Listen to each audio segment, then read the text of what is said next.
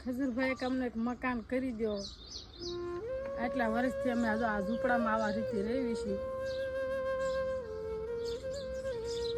14 વર્ષથી છોકરા લઈને રખડવી છે. નથી આશરો રહેવા, નથી ઘર કાંઈ રહેવા. અમારે નથી એટલે અમે તમારી પાસે મદદ માંગવી પડે. એના કારણે મદદ તમારી પાસે ન માંગવી.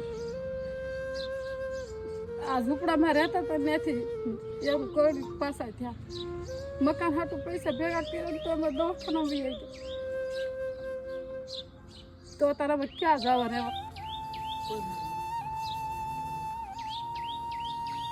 અમારી વાહે તો કોઈ નથી.